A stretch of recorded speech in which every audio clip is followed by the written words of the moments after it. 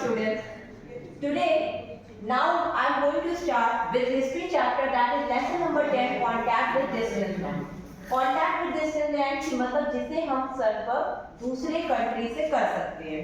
Now here I am reading some line. At the time when northern parts of India were ruled by the Maurya and Kushana, South India. पहले के जमाने में क्या होता था कि हमारे इंडिया के जितने भी ये नॉर्दर्न पार्ट थे, these are the northern part. तो ये किससे रूल करते थे? मौर्य एंड कुशाना.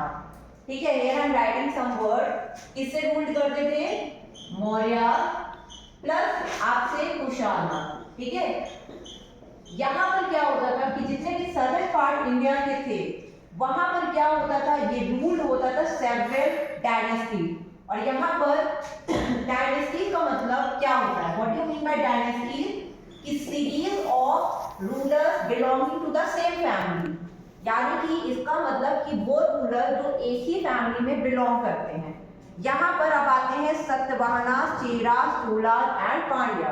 आपके सामने एक मैप दिख रहा है इंडिया का. This is the map of India. Chera, Cholar and Pallava. लेकिन पल्लवा की we are talking about Pandya और सतवाहना. इनका राज्य सबसे ज्यादा फ्लरिश्ड कहाँ हुआ? बिकॉज क्योंकि ये सबसे ज्यादा क्या करना चाहते थे, ऑल ओवर नॉर्दर्न पार्ट से लेके सदर्न इंडिया तक अपने व्यापार को, यानी कि ट्रेड का मतलब क्या होता है? व्यापार.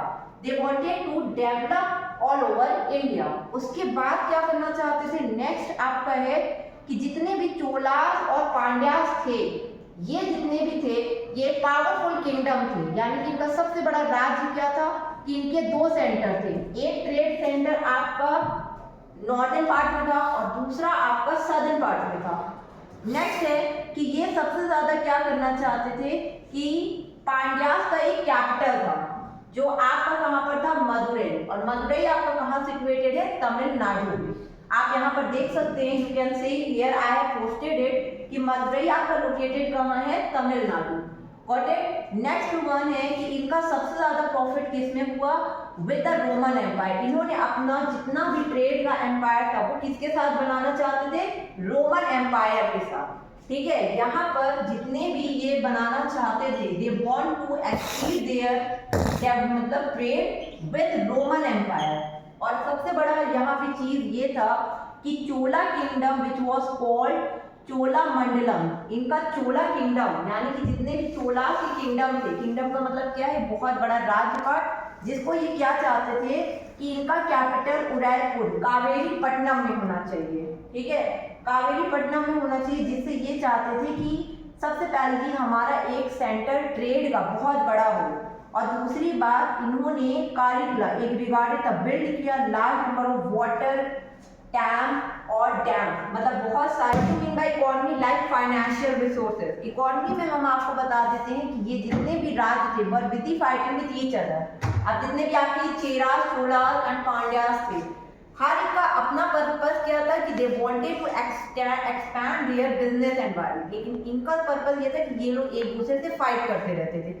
भाई जाहिर सी बात है, पहले के जमाने में क्या होता था कि जितने भी आपके किंगडम आते थे ये चाहते थे कि भाई इंडिया से लेकर हमारे राजपाट बने. ट्रेड मतलब क्या है? ऑक्यूपेशन, जिसको हम बोलते हैं व्यापार. और सबसे बड़ी चीज यहाँ पर क्या था कि जितने भी राज थे ये सब नेचुरल रिसोर्सेज में बहुत रिच थे. पहले भी हमने आपको बताया था कि what do mean by natural resources. Resources से मतलब ये है कि पहले भी हमने आपको डिस्कस किया था कि वो चीज it has its value in terms to satisfy human want resources.